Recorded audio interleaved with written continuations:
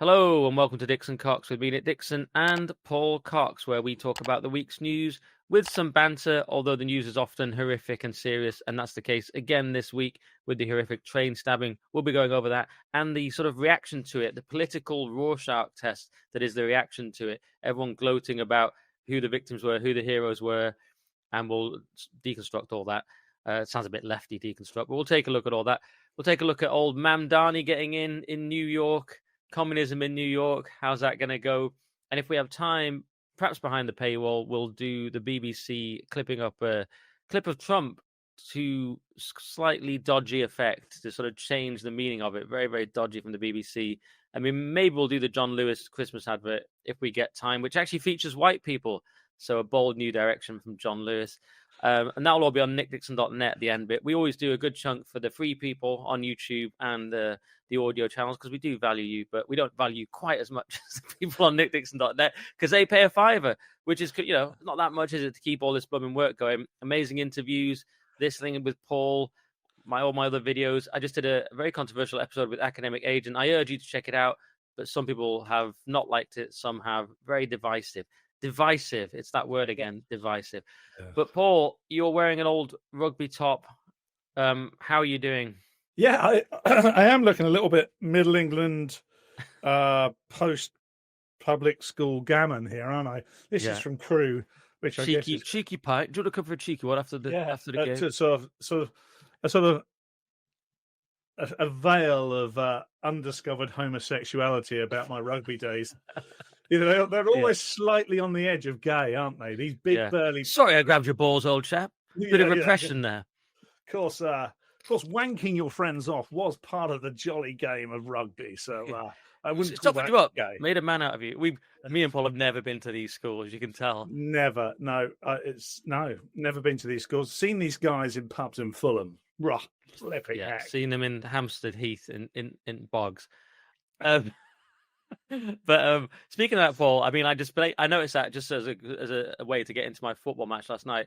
I just want to do some banter just to annoy the people who don't. Yeah, let's annoy them with our banter because I've got a bit of a headache today because I've failed to drink enough water after football, which is an amateur error I always do. But it was a tough game because my brother has stopped playing because of an injury for a long time. He might come back, but he picks the teams and he picks them really well using an algorithm. He always, it's just himself, but he always has a lot of thought into it. The new guy the guy does it now, a nice guy, but he just doesn't have the same system. He looks like he's just throwing shit at a wall. So you look at the teams. I looked at him, I was like, you've given them the 3 best goal scorers and then like 3 most killer match winning players.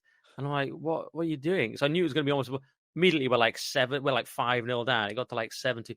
We clawed it back. We had to dig very deep and clawed it back to within 2 goals. I scored 1. Top corner, top bins, as they say now, Lovely. Admittedly with a slight deflection. Wow. And then I had another one that was almost the best goal anyone's ever scored, or certainly I've ever scored. Almost back to goal, left foot, curling into the top corner. It hit the inside of the inside of the post, but right at the top. Nice. Sometimes they call it the upright, even though upright I think just means post. But it was first time I think I'm almost facing square, but the goal's over there, and I'm like almost behind me, and I'm like. Everyone was like amazed. It was one of those moments where you have it in you, right? You just don't have it in you every week all the time, but you have those moments. Sometimes I just remember I'm not totally rubbish, and I just play like it for a minute. And I even did a couple of things where I've just used my body to like get around people just by like a Lionel Messi. Not to get carried away, but like how Messi always just turns them with his body without even touching the ball. He does it every single game. Yeah. Yeah, I can't. That's the difference between me. It's the sole difference between me and Messi. I can't do it every game. The one difference that if only you could have put that piece of the puzzle into your game every week. Great stuff, Nick. Because we were just saying this off air. I'm only a couple of years older, but I haven't played 5-a-side football for 10 years plus. I'm not sure how I would fare now. Probably okay for 2 to 3 minutes, and then after that, things would start to fall apart. I would become breathless very quickly, I'm sure. It's hard work, 5-a-side football. It's, you're constantly moving. You can stand still if you like, but your teammates won't appreciate it. But no, fair play. Little back to goal left foot. Are you right-footed naturally as well? No, left foot. That was on my left. I'm left-footed, but I can score with my right as well. But what was notable last night is normally my shots are side footers into the corner. These were like top corner shots, so I don't know what's got into me. Off the laces? Off the laces, mate. Yeah, just Oh, lacing it. mate, just Yeah. lacing it into the top bins. We still lost. The teams were ridiculous. I was like, I spent probably a good 15 minutes going, "Well, it's fucking ridiculous teams." I started saying it out loud Yeah, of course this is happening. But completely. when you bang a couple of good goals in and play well, though, you always kind of feel, well, I'm not really part of this losing team. I've done my bit. Yeah, yeah, yeah. Yeah, you can sort of justify it to yourself. You say, well, they're all losers, but I'm not really. I've smashed a couple in, so I'm good. I'm You've good. got to look for other things like dignity. Like, well, at least I'll get a run around. I'll maybe score a goal. Play for pride. There's things you can play for, Paul. It's quite suitable for our political scene because all we're doing is sometimes I feel is playing for pride these days. But let's get on to that then. Podcast Lovely starts segue. 7:10. We got I had to put in some banter because we have a horrific Oh, don't topic we to talk just? about, which is the train stabbings, and this is just England now, isn't it? And and just like with all these horrific events that we have now, we know there's going to be a really annoying reaction to it as well. So we'll get into that. But we should first acknowledge the heroes of this. So one of them was Stephen Crean, and he's a Nottingham Forest fan who he's actually from Ireland in terms of his parents. Here we go. I've found him. So he was asked, "Do you want to die?" by this nutcase. Knife man asked victim as he stabbed him 6 times. And Stephen here is a total hero, 61, but took on this guy anyway. Just realized he had to do it, and let everyone else sort of got in the toilets and the buffet car and things. He was like, right. He says, I let all these people run past me, women, families, women, young lads. Finally, they'd all packed into the buffet car and the toilets and locked the doors. And so that was it for me. He's like, right. And he actually walked towards this guy and deliberately took him on with no weapon, because we have no weapons in this country. We're not allowed weapons, not even allowed pepper spray, which is a debate going on at the moment. And yeah, the guy takes his knife out. He already knew he had the knife though, because people had been shouting that he had the knife, so he knew he had the knife. Went in anyway, got stabbed many times. And then he goes and sort of he's bleeding on the floor in the loos, and they stop at Huntingdon Station, I suppose. And this, for people who are in the US, this is Huntingdon, which is like a his area in Cambridge. This is not the ghetto. This is like Not at all. this is the Shire now that it's coming into. So Yeah, this funnily enough, someone was talking about that this week, weren't they? It's incredibly sad.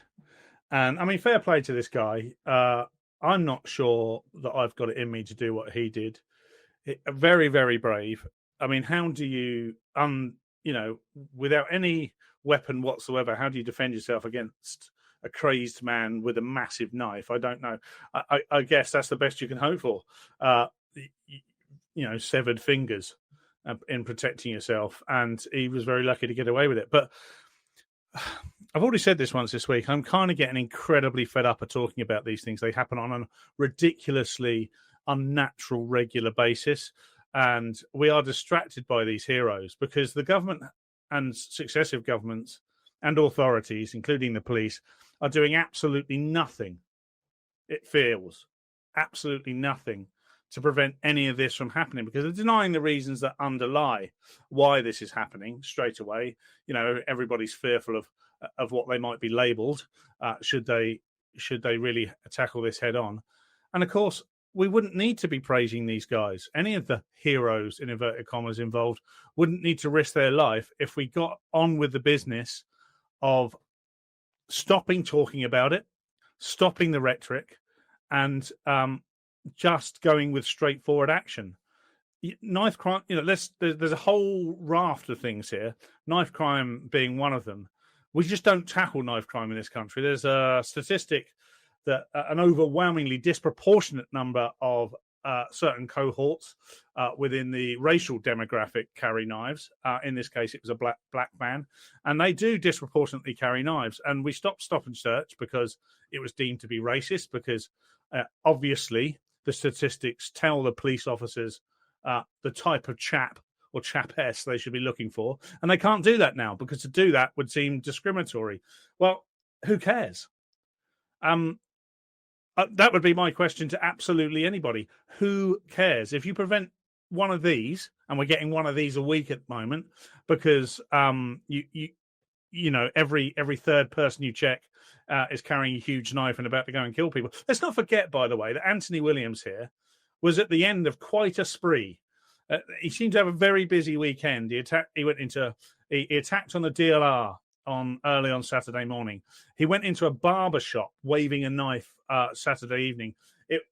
He appears to have attacked a 14-year-old at some point during Saturday, and then he boarded a train in Peterborough with the sole intention of causing terror.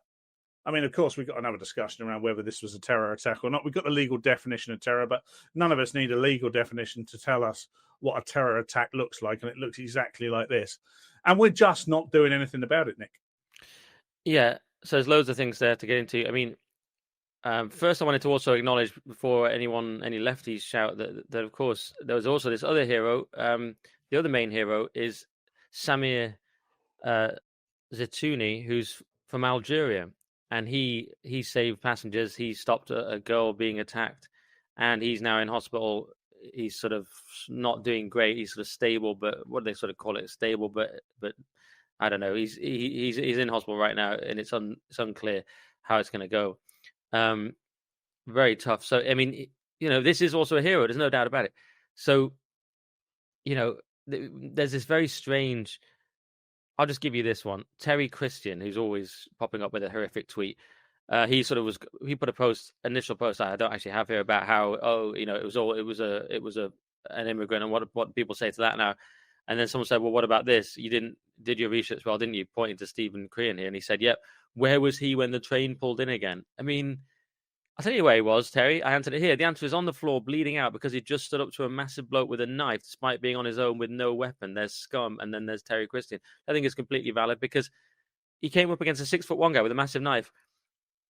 And you're like, oh, yeah, but what have you done for me lately? Where were you when it was pulling in? Well, yeah, he was at that point on the floor, nearly passed out, losing blood. You absolute idiot. Yeah, I mean, Terry Christian's a supercilious, ultra-arrogant, left-wing populist who indulges in this sort of stuff and is only interested in the narrative. And he has a privilege. He lives in an area, I'm not going to say where, that's not my game, but it's easily identifiable by tweets online, that's 96, 97% white.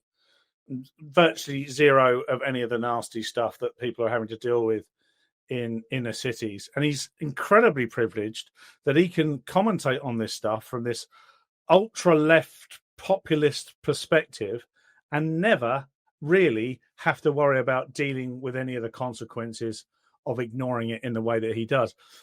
There's plenty of Terry Christians online. Terry Christian's obviously made a career of being a bit of a dickhead, and I assume it's worked very well for him because he's been doing it for a considerable amount of time. Why change what's working so well?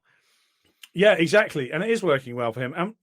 And Terry is so desperate for us not to see what's happening that he is incredibly comfortable to be one of the UK's biggest dickheads online.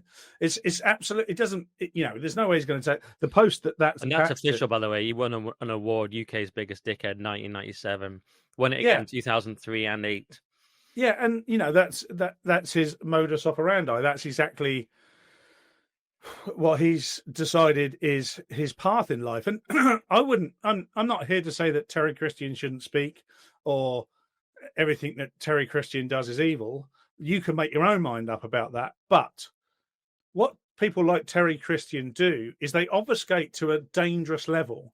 So they are so entrenched in their own narrative and ideology that even when such a hideous, harrowing event takes place, he's unable to see the humanity of it. He can only see it through the perspective of his ideology. And therefore, you just get these diatribes. And of course, his tweet yesterday was ratioed by probably about 60 or 70 people. I even talked about it on the telly last night because I was on the US show for GB News and Bev had seen my tweet. And it's like, people can't quite believe, normal people can't quite believe, in the same way they can't quite believe people that they call far right. They also can't quite believe someone like Terry Christian, who's incredibly far left. And we always associate populism with the right, but this is the epicenter of left populism. It's just clickbait. Him and Narinder just clickbait tweet day in, day out, and it works for them. But let's not forget that at times it can become very dangerous. Yeah, I was just looking for the original tweet, which I can't find, but you get the idea what it was. I'll share this one instead, which is the same thing from Kevin Maguire. So Kevin Maguire says, so the UK train attack hero, not the suspect, is the migrant born abroad and he's a Muslim. The racists on here will be gutted. Few problems with that. If you really want to play this game, Paul, Kevin, whatever. I was going to say Paul. I'm blaming you. I always the reason I said Paul is I keep thinking Kevin Maguire is Paul Mason, and I can't convince my brain that they're different. They are people. the same person. But if you want to play this game, is this really the racist gutted? This is the guy that did it, Kevin. Is that really like one in the eye for the racist? I mean, I don't really understand your point. So it's a big black guy wielding a knife. It's quite strange, but they're arguing, well, this guy's British born and the hero was Algerian. So this is very strange. Callum did a funny reply here to Kevin. How British people think you grow the GDP. We need to import migrants to take the stabbings for us. We need to import migrants to do the stabbings for us. So it's a loot. And this is a very controversial thing, but so there's this idea that everyone on the right thought it was Muslims. So, Paul, just to give you an idea as well, as the kind of people responded to this, we have this guy, Richard, here. And the only reason I know about this guy is because he replied to me with something dumb the other day. So I started looking at his profile, and he had FBPE and Blue Sky in bio, which is like the full set. And Tom Harwood had said, oh, it's this Anthony Williams guy is one who actually did this. That was the guy with the knife. So Richard here replies, so not a terrorist incident and not linked to Islamism. Thoughts and prayers for all those disappointed reform supporters who hope that it was. So their glee here is extraordinary. Do they care about the victims or do they just care about owning the reform supporters? And what's really weird, and this is an uncomfortable point, is that I never thought it was going to be a Muslim personally, because the type of attack, it could have been, but it didn't seem that typical of an Islamist attack. I thought it was going to be pretty much exactly what it was. The only question mark is, is it someone just arrived? Is it more of a Ruda Cabana type person who they'll all say is a Welsh choir boy, but we know isn't? And it was sort of in that kind of category. And the uncomfortable thing is they don't realize what they're doing here, which is actually making the point. Exactly. Because I'll just share this in case anyone thinks I'm being a big racist. Because this is Rafe Haydon Manku. He says, yes, the stabbing is about immigration. Britain needs an honest conversation about the high degree of mental illness in certain ethnic communities. Black people are 4 times more likely to be detained under the Mental Health Act than whites. Black men are more likely to have a psychotic disorder in the last year than white men. Black people are diagnosed with schizophrenia at a rate of approximately 2.4 to 4 times higher than white people. So, and he goes on and talks about, cousin marriage among British Pakistanis. There's different groups. I mean, and even some people, even sort of lefties there was a lefty girl that said, oh, I'm on the train and don't, not scared like these gammons or something very distasteful. And she said, well, and then people replied, she said, no, it's about mental health, and it is about mental health, but it's also about, some other things. Who are the people we have in the country? And there's some people claim that white people are overrepresented for certain crimes, which I probably can't mention on YouTube necessarily, involving children. I don't know if that's actually true, but if it is, I'm happy to, go into that as well. But let's just look at the reality. So this is a very strange thing. If it's not, it's not a Muslim. You're all because. I'll just share this one from Shabana Mahmood.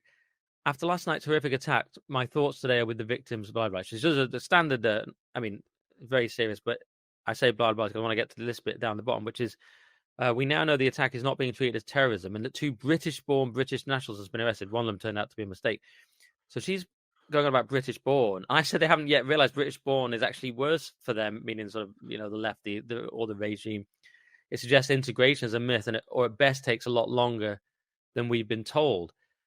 So when you talk about British born, they think, oh, we're winning the argument. Look at that, you see, racist, and it's not immigrants. Well, no, it's not immigrants, as in people who've just arrived, but clearly there's something about Ruda Cabana coming from Rwanda, and we don't know enough about this guy yet, but it's clearly there's not magic soil. So people come from very different cultures. You say, oh, well, they're British born, so you've lost the argument. It's like, well, no, the civic nationalists have lost the argument, who pretend that once you arrive in Britain and you adopt the 5 British values invented 10 minutes ago, you become British. Actually, you're playing into really the kind of argument of people who say, culture doesn't work like that.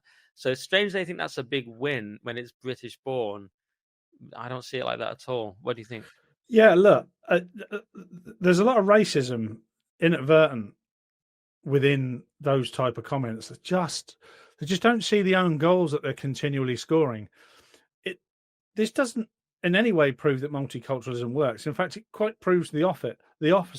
I had this discussion the other night, and a lot of people mistake multiculturalism purely with the color of skin or religion. I mean, there was a guy on that train who was of a different culture, but had assimilated to the point where he was willing to stand up for our culture and put himself in harm's way, very serious harm's way, as it turns out. And God willing, he has a full recovery because he believes in the culture and because he believes in the safety of that culture. The guy, and because he's a heroic individual, which we can get into. of course, and we accept that, and there's no problem with that whatsoever. The attacker, however, is of a different culture. He's of the culture that thinks this is okay. And it's not just about mental health here. There's a whole bunch of things going on. Yes, there's a disproportionate amount mental health issues among certain demographics. But in this case, he's not just doing this randomly. He's doing this because he is following a pattern of behavior or an ideology or a way of life that he believes is right and overrules any other cultural way of life, of which just happened to be on that train or in that barber shop or on that DLR train over the weekend. And he hasn't been stopped. And we keep saying things like the police arrived quickly. They didn't arrive quickly. Very interestingly, I've taken to reading some pretty mainstream European news outlets, just things that have come up on my feed and read. One of the reasons I started reading them is I suddenly realized that the center-left European broader view is exactly the same as you and I, Nick. If you read a European view on what took place on that train on Saturday, they say exactly the same things as we do. They don't say what the left are saying in the UK. They say things about the perpetrator's skin color, ethnicity, cultural background being withheld, communications being thwarted, making sure that online stuff is controlled so that we don't disturb the narrative. These are coming from center-left commentators. You sure you haven't been reading AFD Weekly or something? I've not been reading AFD Weekly at all. I've been reading very standard National stuff. Valley News. No, okay. Things like LRT, which is actually which is the Lithuanian equivalent of the BBC. You're saying they don't share our particular parochial manias, a bit like how Tommy Robinson is treated fairly normally in North America. I'm saying exactly that. I'm saying that a lot of these countries, by the way, are very proud to be part of the European Union, but equally proud to have their own sovereignty and patriotism. Now, I would argue that they perhaps don't. Without the European Union, they are not as strong as the UK can be without the European Union, and they are stronger within it. I understand that some of them are up, are on the flank with Russia, so they do need NATO and European support. I totally understand that, but because they're not afraid to be nationalistic or patriotic towards their country, and many of them have been through the terrors of communism in our living history, they understand that stuff like this leads to some very dangerous things, and that they're astonished by the way the government control this, astonished by the way these things are allowed to proliferate on a very, very regular basis. But most of their political views would be considered centre left, nowhere near the right. We are not alone in this. We are just being gaslit day after day after day because this isn't stopping, and they don't know how to stop it, Nick. Great point, Paul. Yeah, we're not the weird ones for just saying what's going on here. You're absolutely right. And this very weird narrative now, we all have to get involved in picking sides about this horrific event. But this is where we are. So let me just share David Yelland, journalist, former editor of The Sun, actually. He says, bloody Algerians coming over here, saving scores of British rail travellers from being stabbed to death. And it's like, why? And then Andy here replies, an Algerian asylum seeker stabbed Stephen Oak in 2003. Another funded a terror plot for Stockholm from the UK. Another battered his girlfriend and sexually assaulted the officer who arrested him. I mean, they're just a few you could use. The point is, I mean, if you really want to go there, one, it's the guy with the knife wasn't exactly one. We know straight away who it's going to be, don't we? We know it's not going to be a woman. So props to Jess Phillips for her men narrative. We know it's going to be a man. So it's not going to be a middle-aged white woman, is it? Women can't physically do it. I'm not saying they would anyway. We know it's not going to be a Chinese bloke, if we're honest. We know it's not going to be someone dressed like you or I are now. Right. We just kind of know roughly. There's a few different groups. Yes, it can be Islamists, and if it's not that, there's a few other things everyone's thinking, and it is those things. So, but here's my point. So if you want to really go there with Yelland here, it's like, yeah, okay. So someone who's basically from another background has done this, and then it's been countered by a heroic person who happens to be Algerian. Okay, well that puts us back to sort of 0-0 or sort of level, but 1-1, I guess, is more accurate. But with 10 people seriously injured and with everyone now terrified of trains, it's not exactly a win, is it? So it's like, if you really want to play that game, it's not exactly a win. But okay, but I mean, go on, what you're going to say? No, I think they look at us and believe that what we really want is for this to continue and for it to continually be someone of color or someone of an Islamist background, so that we can continue with our crusade against these people. That's the first mistake they make. What we want is none of it whatsoever. None of it whatsoever. And people to assimilate into a culture that believes this is bad. The last thing you hear from the Terror Christians and any of these other David Yellens, the last thing you hear from them is they want to see it stopped entirely. If every tweet they said, I want to see this stopped entirely, but here's my observation, then maybe there'd be more of a discussion to be had. But as soon as you see something like this, you're like, oh, okay.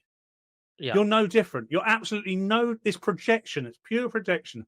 You imagine this devil, and now you are projecting your own devil onto your tweet to prove that you are no different. They don't want to stop anything. They want it to continue because they don't want to address the issues. We talk about the train. It is terrifying to go on a train. I use a train at least once a week to go up to London. Often drive. I prefer to drive. Less terrorism involved, and obviously I've got control of my journey, and not always the same with a train. But let's just make it very practical. Take all humans out of it. If that train was breaking down or became very unsafe because of one part, and it was continually that part that was causing accidents and safety issues, you would address that part. There'd be no emotion. There'd be no sentient humans involved, and you would just address that and you would fix it. That's exactly the same as this issue.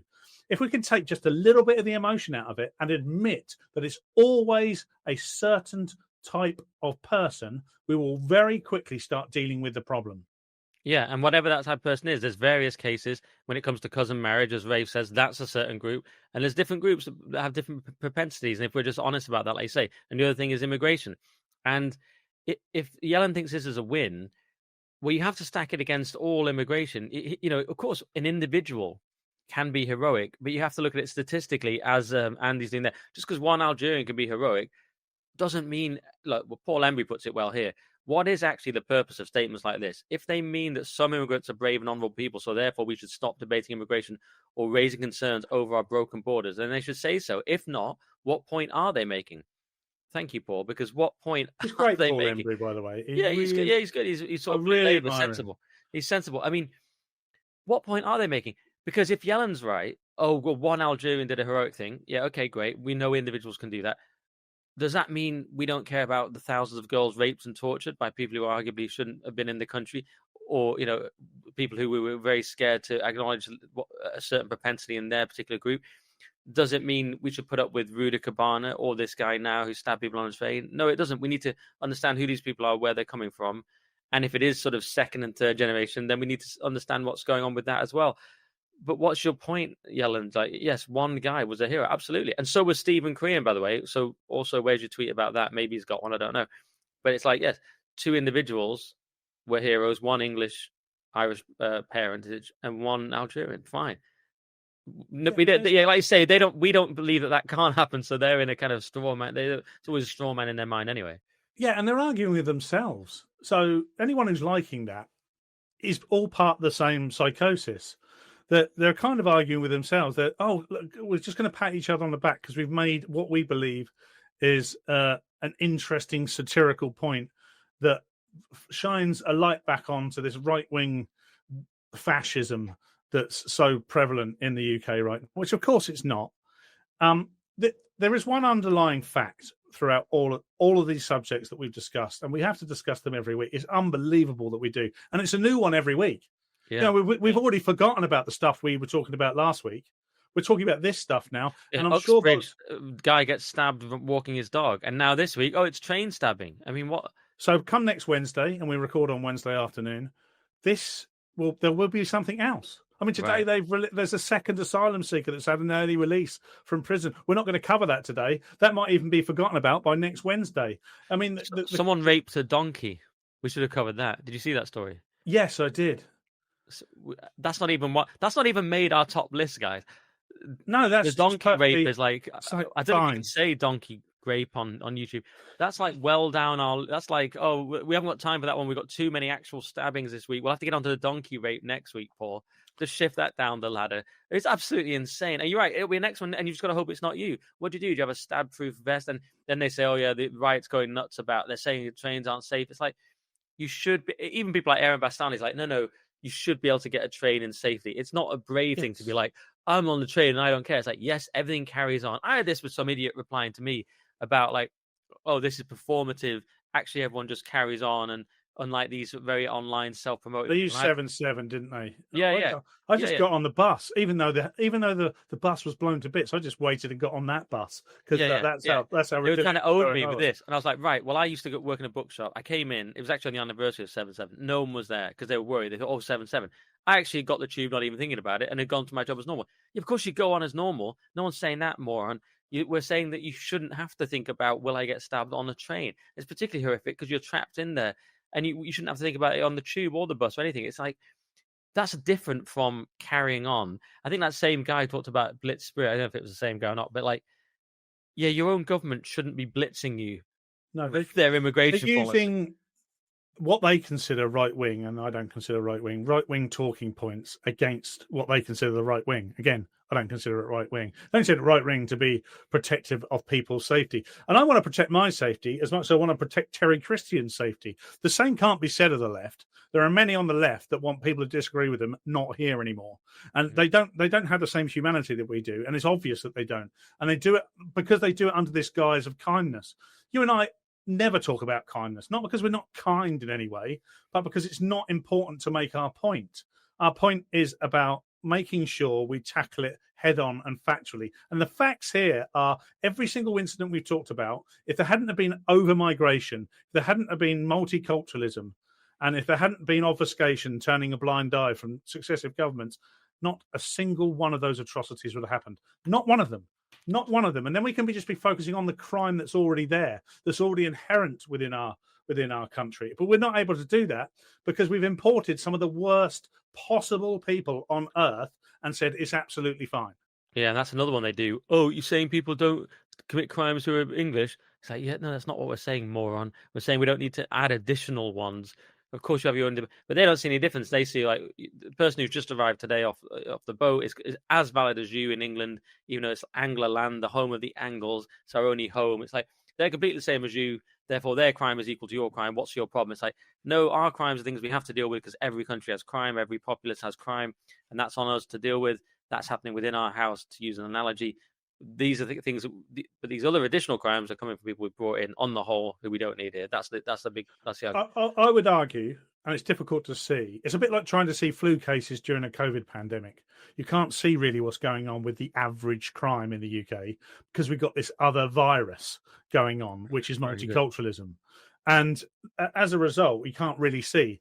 But what I would say is before this, the biggest atrocities were also terrorist atrocities. They were largely IRA atrocities during the Troubles. Obviously, that largely finished in 1998 when the Good Friday Agreement was signed. But I would argue, and it's difficult to prove because of the metaphor just used, that the crimes that would be committed if we eradicated these ones would not be on the same level. Would get back to a more pedestrian level of crime. There would be the grapes, there would be the child stuff, but it would be on a much, much lower level, much less quantity of it. And people would be able to talk about it openly. That's the other thing. We'd openly be talking about it. All of it. There wouldn't be any debate, really. None of us have ever defended. No, I mean, there have been some people on the left that have defended child grape, but purely for their own narrative. But I'd like to think that the majority of normal thinking people on the left and right would all be in agreement. Yeah, Yeah, there'd but be no yeah, but my ideology. There'd just be this horrific thing happened. This is horrible. Wow, this is terrible. Yeah, but my ideology. F yeah, off. exactly. So we'd find ourselves in a position where there was a lot more harmony, and to deny that is, well, you're just harming yourself. All right. Well, that's a very good chunk on that. I mean, I say good, meaning we covered it a lot. Yeah. Not that it was obviously all horrific, as is increasingly the case, as we've said. Maybe speaking of leftist mania, we should get on to New York then. Now, I'm not going to claim to know loads about this guy, but Mamdani has got in New York. I've been kind of trying to semi avoid it, but it's kind of interesting. Like, you speak to some people, he's a total communist, he's a jihadi, and you speak to other people, he's just part of the sort of neoliberal thing, but just with a different spin on it, a kind of Obama kind of gloss. Maybe Obama was in some way radical, but really he just carried on playing the game with a slightly different, slightly more woke, racialized gloss. But let's have a look at what he said, because his actual speech, well, obviously we'll only watch a small part of it, but this was like, it was quite sort of old school communist. Some of the stuff he said, he referenced some old lefty, and then he said this. For as long as we can remember, the working people of New York have been told by the wealthy and the well-connected that power does not belong in their hands. Fingers bruised from lifting boxes on the warehouse floor, palms calloused from delivery bike handlebars, knuckles scarred with kitchen burns. These are not hands that have been allowed to hold power. And yet, over the last 12 months, you have dared to reach for something greater. Tonight, against all odds, we have grasped it. The future is in our hands. My friends, we have toppled a political dynasty.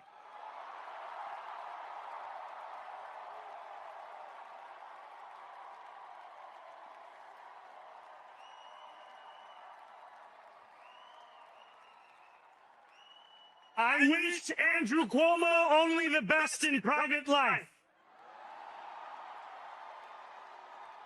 But let tonight be the final time I utter his name. As we turn the page on a politics that abandons the many and answers only to the few. Get the idea. I probably didn't need to even share that much of it, because it's basically communism. But that stuff about like the calloused hands and all this, and the many and the few, it is kind of route one, full on communism. And you just sort of think, yeah, that's not going to work. But it also, I mean, there's also a sort of strange racial component to it, which we can get into. But you're going to say something. Yeah, it's very interesting, isn't it? First thing that stood out to me there is how the left are permitted to create an enemy, to ostracize whole groups of people. In this case, under the umbrella of the wealthy and the powerful. The inherent message in there that's kind of under a thin veil is the color of their skin, often white, the white man. And there's enough plausible deniability in there for anybody who is a Mamdani supporter to say, oh, no, Paul, that's just you projecting. But I'm sure you'll discuss this in a second, so I'll let I'll let you do that. But the other thing, of course, is he's right about a number of things, particularly Cuomo, up against. I mean, I'm not sure that he's defeated a dynasty. I mean, it's all very good. I mean, I'm not sure what dynasty he defeated. This was the left defeating the left, by the way. Don't forget that Cuomo was a Democrat candidate. I mean, he probably is someone that's a little bit too mired in sexual assault allegations, not being convicted of any, of course, and other sort of skullduggery that goes on when you're someone like Andrew Cuomo and the Cuomo brothers, and considering how long they've been involved in politics and television, etc. So his COVID Mamdani wasn't good. No, its COVID record was not good whatsoever. So he was from the left. That was left on left fire. As far as I can tell, the Republican guy was a bit of a quirk. Had absolutely no chance of winning anyway. So I'm not sure what dynasty he believes that he has defeated. However, this is 101, straight from the Marxist handbook, communism. It does seem that way. But speaking of the race stuff, just in case anyone thinks you're nuts, listen to what he had to say here. Thank you to those so often forgotten by the politics of our city who made this movement their own. I speak of Yemeni bodega owners and Mexican abuelas, Senegalese taxi drivers and Uzbek nurses, Trinidadian line cooks and Ethiopian aunties. Yes, aunties. To every New Yorker in Kensington and Midwood and Hunts Point, thank you to those so often forgotten. Okay, so I just realized it started again, but I glazed over. So it says, I thought it was funny because it said race victory at the bottom, obviously mayoral race victory. And I looked at it tired this morning and thought, oh yeah, it is a race victory because he's going on about all these different races. It's it's pretty clear what that's all about. It's about a kind of war of all these different groups against the sort of white majority. There are, I can't remember how many Jews in the world entirely. I think it's 6 million. In New York City, there are 1 million Jewish people. This guy ran on an anti-Israel campaign. As so many sort of ultra-left politicians do across the UK and the US these days, they run on a pro-Gaza policy, like solving the problem in the Middle East there with Palestine and Israel is going to make anyone's life better in London or anyone's life better in New York. Of course, it's not. I mean, you can have the victory, but he talks about the disenfranchised. Arguably, there's no other group quite as disenfranchised as the Jewish people, particularly now. And they've got a 4,000-year history of being pretty disenfranchised. That's a debate for another day. But he talks about standing up for minority groups, but dismisses one type of minority because he is fundamentally and ideologically and vehemently opposed to their existence. Not them, their existence, because 90-odd% of Jewish people believe in Israel as a project. So he wants to get rid of them. There are 1 million Jews in New York. There are, interestingly, and this number is quite new, I think part of 2022, 2023 statistics. There are now 1 million plus or 1.2 million Muslims in New York City. So they've grown exponentially. He's obviously one of them. And what we've got here is this battle for the oppressed versus the oppressor. And their answer to it is to alienate everybody they disagree with. In fact, eradicate everybody they disagree with. And do it promising free bus rides. And just so I don't get sued, those are Paul's views about Mamdani. I don't know if he believes that, but he wants to, whatever Paul said, not the views of the podcast. He's not going to sue. He's not going to watch this because it's in English. No, but some of the stuff you're saying, I was like, I don't know if he wants to get rid of all. He did. Well, here's the thing. You can argue that is, like I say, there's plausible deniability, but his first intifada, globalize the intifada. One of his slogans, globalize the intifada. Good one. So see why that did well in New York. Yeah. So this is something that he has said. I'll give you another one that he said that's really, really bad while we're on it as well. I mean, this was him actually sharing. So he shared an article, I believe, by Glenn Greenwald, who's all right on some things, but I didn't know Greenwald had said this. So he shared this article. This is back in 2013, and Mamdani says important Greenwald on whether the London killing of a British soldier was terrorism. This is about Lee Rigby, horrifically murdered Lee Rigby. So Jack here says, just now finding out that NYC Mayor Mamdani once shared an article on the brutal murder of Lee Rigby, asking how can the killing of a soldier of a nation engaged in that war, horrific though it is, possibly be terrorism? I'm like, wow. I mean, wow, that is unbelievably disgusting. And he shared that. And here's just another one. So Bushra here, one of the internet's main provocateurs, annoying morons, says a Muslim has just taken New York. Mamdani wins, get effed MAGA. And what does MAGA really mean there? Well, Carl here says Bushra is fighting a war against white people. I mean, that's certainly one view. It's kind of what it means. We know all this stuff. The human rights, as the great David Starkey says, now just means rights of minorities against the majority. And that's kind of what the Mamdani represents. It's race communism. it's communism. The communism is actually definitely still there. It's not that it's displaced. Sometimes people talk about gay race communism, and it's wokeness, which is sort of displaced communism. Mamdani seems like this thing now, like, we'll keep the old school bit, we'll bring that back, the old school, blame the rich. Polanski does it in this country, but we'll throw the race stuff in there as well. What's going to be very interesting is to see in 2 to 4 years' time whether New Yorkers believe that their life has improved vastly, because they are now the establishment. They are now the authority. They're the one making a lot of the decisions. Now, it's politically difficult to make all the decisions in New York City because you've got a New York State governor, and then of course you've got the president of the United States, which is the ultimate power in the United States. So there are a number of things in his way, but he will be able to deliver, if he wants to, these state-led shops that essentially give out free food. He will be able to control rents. I think it's going to be difficult for him to control some of the transport stuff because there's a statewide transport authority, and he basically wants to banish billionaires from New York. But that's going to be tricky as well because there's a state governor who, whilst is a Democrat, also understands that billionaires are very good for the local economy. What's not good for the local economy is free rent, free food, and free buses. That level of communism and socialism has to be paid for by capitalism. And guess who's winning the capitalism race? Billionaires. So you're going to need their money. If they all skedaddle to Austin in Texas, then you are not going to have their money. You're then going to be taxing people that don't earn, that are living off free stuff. Because why would you go and earn if you can get free food and free transport and free accommodation? There's nothing left to live. There's nothing worth to work for. Yeah. So ultimately, you're going to take away the source that's going to fund your communism, and then you're still going to fund it. Look, it's overly idealistic.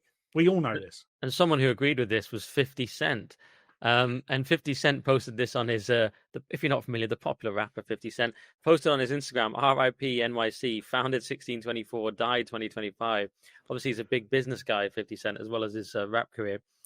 And apparently, Mamdani supporters are now calling for 50 Cent's music to be removed from streaming platforms, accusing him of Islamophobia, or because he said RIP MIC. Just in case you think it's just about white people, there's all kinds of groups that can war with each other. As soon as you attack a Muslim, even if you're 50 Cent, you think, oh, black rapper kind of loved by lots on the left. But no, he put up this one thing, so that's it for take 50 off. Spotify. I find it fascinating. I think I saw a Vox Pops this week. I can't remember who it was with.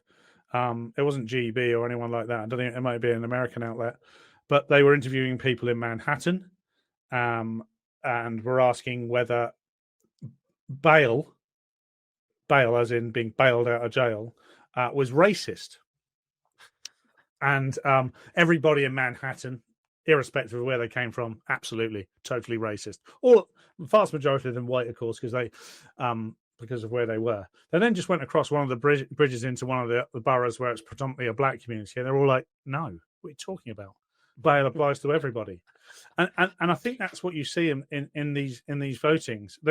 What you've got is a bunch of overly privileged white middle class people who feel inherently guilty about their privilege.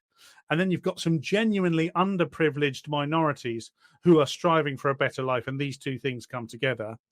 And they constantly feed each other. That's all they do. They just constantly. It's this microcosm of humanity that is symbiotic and just continues to feed itself and is not solving any of the problems whatsoever because they've created a false oppressor. You then go and talk to the people more often than not that they're trying to. They're working on behalf of, and they go, we don't see the problem. And they're sensible. Yeah, there's a big trend of liberal white women voting for the things that will basically put them in danger. And you see, what was the original tweet she was replying to? This was a famous one. The post on about, do not vote for Mamdani. And this woman just says, and of course, big picture of her face, it's really just about her. And she says, too bad I did today. And this is where I got some people wound up because I wrote, taking the vote off women is an urgent priority. Some classic Dixon. That one annoyed Larry the cat. I was like, surely a satirical fake cat can understand a bit of satire there, Larry.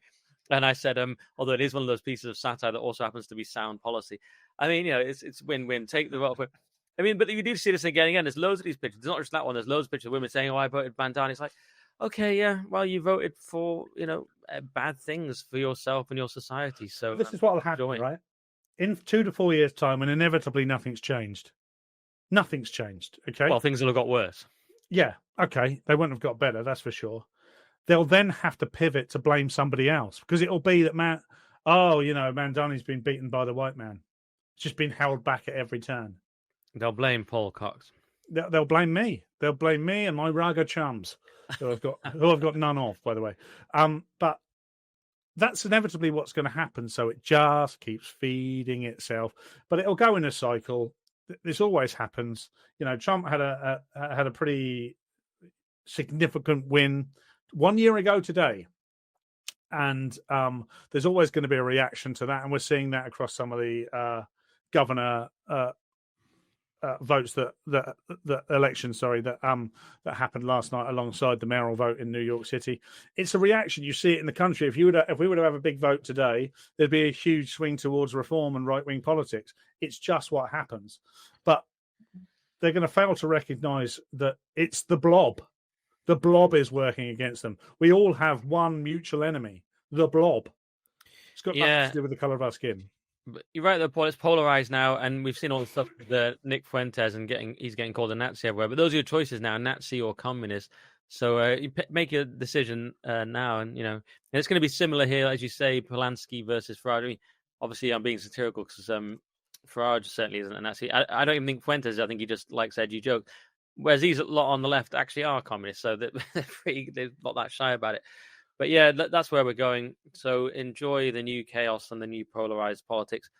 We've got to go because we've done quite a big chunk. I don't know exactly how much because you disappeared at one point. I think we've done a good chunk. Just behind the paywall at nickdixon.net, but it's only a $5. We'll do BBC and John Lewis, so give some value for our loyal subscribers, more and more of them all the time. Thank you very much for that because, I'm all in on this stuff now. And if you want this content, you have to cough up a little bit of cash, frankly. And you should also go to Paul Cox. It's also my birthday on Saturday. So for my birthday, get Nick a birthday present, £5, nickdixon.net, or subscribe for a year, and it averages like £4.17 a month, which is nothing really for this gold. And you get all my full. The interview with Academic Agent was 45 minutes extra content on the paywall. To be honest, Rory ended the free one earlier than I thought we should have. But it means you get 45 minutes extra gold. And that's just one example. There's Carl Benjamin, there's William Clouston, so many great interviews. And of course, you get the full version of this with me and Paul, and you get all other stuff as well. I even do the chat group as well. I even chat myself like a human and talk to you as if you're people on nickdixon.net. Nick's birthday present. So, Paul, at Paul Cox Comedy, anything you want to say? Keep it real. Just keep it real, yeah. Paul's always said that, to be fair. Yeah. He's a real ass bleep. All right. Thank you very much, YouTube people, and we'll see some of you on nickdixon.net.